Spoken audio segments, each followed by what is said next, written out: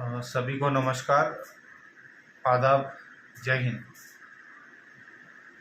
तेलंगाना राज्य के TSPSC board ने जेएल हिंदी एग्ज़ाम्स का डेट अनाउंस किया है और ये डेट सितंबर 27।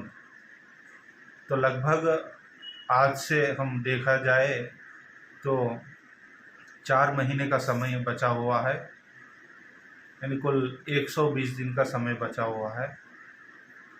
और इस 120 दिन का समय सदुपयोग करके हम एग्ज़ाम अच्छी तरह देने का प्रयत्न कर सकते हैं। मैं यहाँ पर आपको मेरी ओर से short Hindi notes with explanation video classes आप तक पहुंचाने की कोशिश कर रहा हूं। हालांकि मैं भी इस बार जेएल एग्ज़ाम प्रत्याशी के रूप में मैं भी एग्ज़ाम दे रहा हूं। तो आप सभी से निवेदन है कि आप मुझे अपना मित्र ही स्वीकार करें। इसके बाद आप इस वीडियो से जो भी लाभ उठाए या इस वीडियो में कुछ गलतियां हो सकती है या कुछ सुझाव देना चाहे तो आप मुझे मेरे पर्सनल नंबर पर मैसेज कर सकते हैं।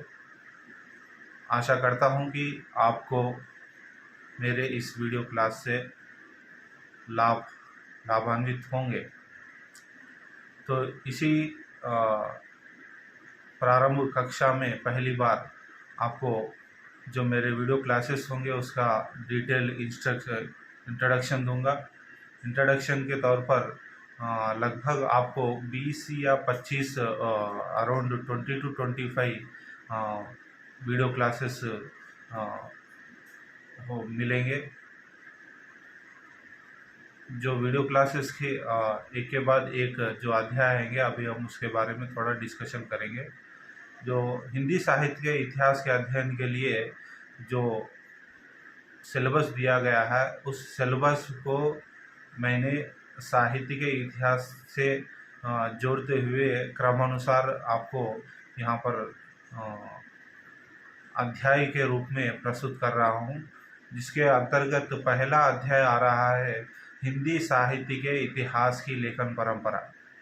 हिंदी साहित्य के इतिहास की लेखन परंपरा। जब आपको यह वीडियो मिली होगी और उसके पश्चात मैं जो शॉर्ट नोट्स बनाया हुआ हूँ वो आपको व्हाट्सएप ग्रुप में लिंक पर भेजा जाएगा। उसके बाद आप ये नोट्स प्रिंट निकाल कर या फिर आपके पास जो सुविधा है उस सुविधा के अनुसार नोट्स आप सामने रखकर ये वीडियो सुनेंगे तो क्लास आसानी से समझ में आ जाएगा और बार बार सुनने से आपको याद करने की आवश्यकता नहीं रहेगी। आसानी से आप उत्तर दे पाएंगे। तो यहाँ पहला हमारा अध्याय है हिंदी साहित्य के इतिहास की लेखन परंपरा।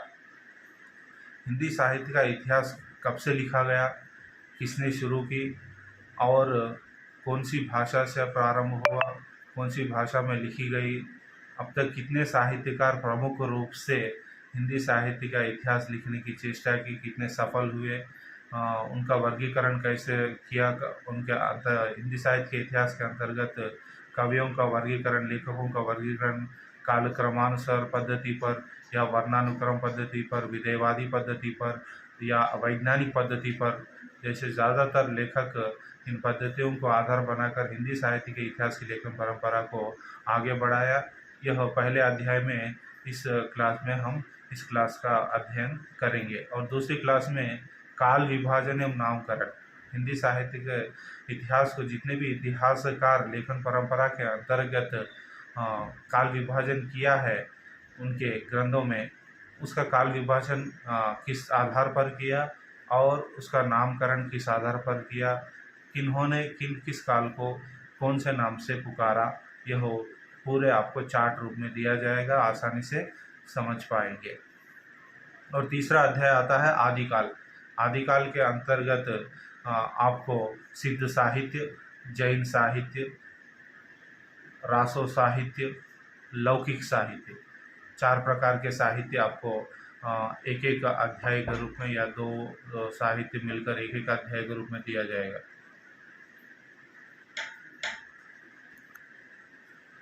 इसके पश्चात भक्ति काल को हम लेंगे। भक्ति काल में ज्ञान मार्ग शाखा, प्रेम मार्ग शाखा, राम भक्ति शाखा, कृष्ण भक्ति शाखा। शायद ऐसा लगता है कि ये 4 शाखाओं को 4 क्लासेस में लेने पड़ेंगे।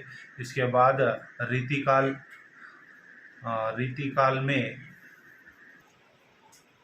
रीतिकाल के अंतर्गत रीति सिद्ध, रीतिबद्ध और रीति मुक्त काव्यों के जो काव्य लिखा गया उसके बारे में हम अध्ययन करेंगे।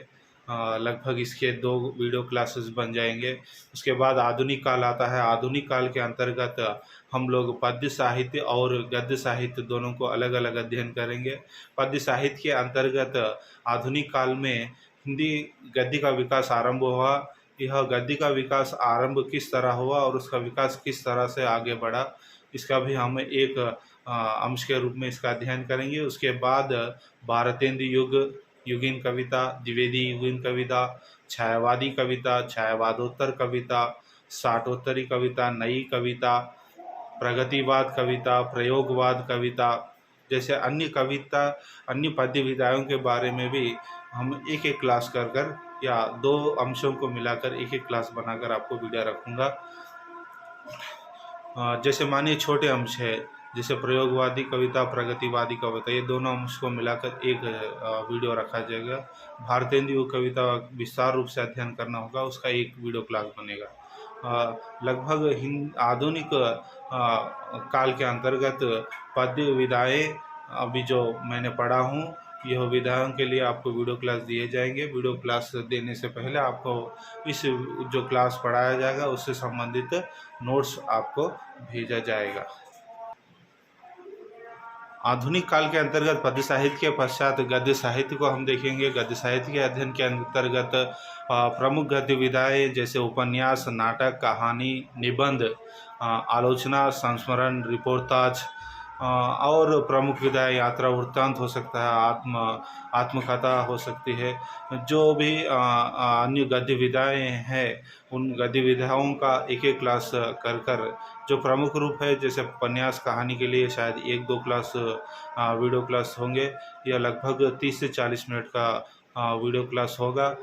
जैसे छोटे जीवनी है, यात्रा वृत्तांत है, ये 2-3 अंशों को मिलाकर एक एक क्लास बनाया जाएगा।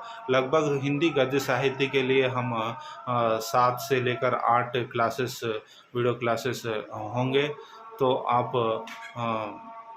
एक एक क्लास को फॉलो करके आप नोट्स के साथ आप इसका अध्ययन कर सकते हैं। आगे की कक्षाओं में भी आप जो भी सुझाव देंगे, हम सुझाव के तहत आगे की वीडियो बनाने की कोशिश करूँगा।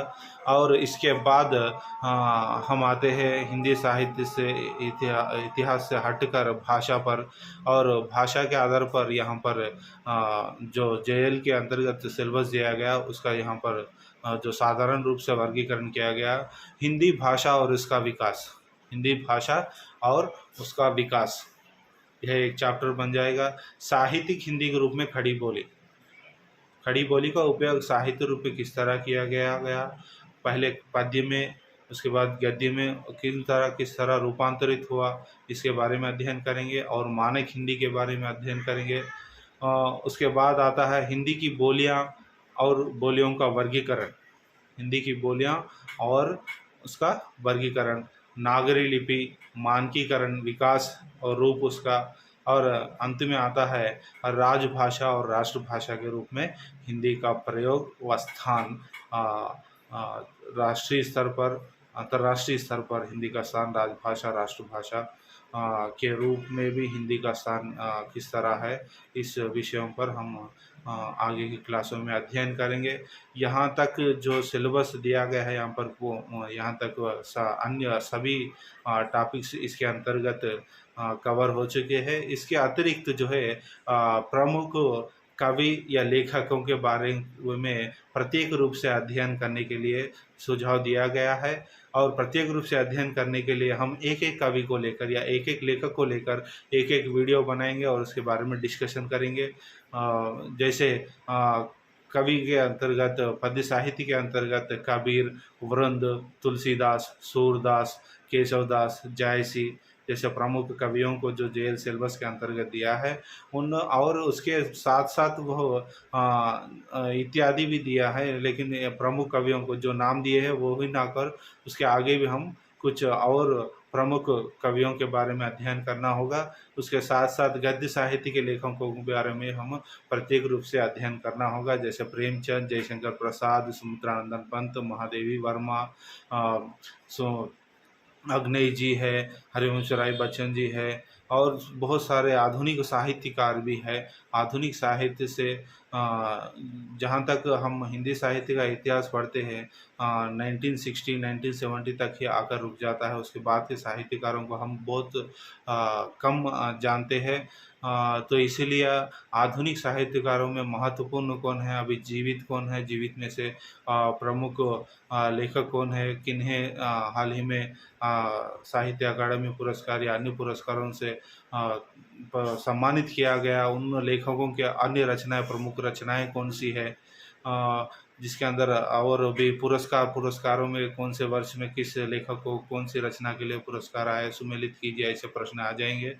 और एक विषय मुख्य रूप से इस चैप्टर में आपको इस क्लासेस में दिया जाएगा समय अनुसार, क्योंकि वर्तमान परीक्षा पद्धति में समय को बहुत महत्वपूर्ण स्थान दिया जा रहा है। जैसे आप देख सकते हैं ज्ञानपीठ पुरस्कार के वर्ष और जो प्राप्ति के उन लेखकों के नाम देकर सुमेलित कीजिए, ऐसा कर रहे हैं। जो वह जन्म स्थान के आधार पर सुमेलित कीजिए, जन्म काल, जन्म समय को लेकर सुमेलित कीजिए, या रचनाओं का प्रकाशन वर्ष के लेकर सुमेलित कीजिए, या रचनाकारों को उनके जन्मतिथि के अनुसार क्रम अनुसार रखिए।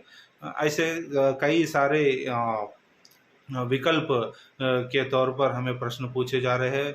इसीलिए इसी को ध्यान में रखकर मैंने इस नोट्स को समय के अनुसार, तिथियों के अनुसार, वन बाय वन डेट के अनुसार नोट्स प्रिपेयर किया हूँ। आप एक दो क्लास सुनेंगे तो आपको आसानी से समझ पाएंगे कि क्या इसके अंतर्गत रखा है और कुछ रखने की आवश्यकता है तो आप सुझाव दे सकते हैं। मिलते हैं अगले क्लास में। धन्यवाद। जय हिंद।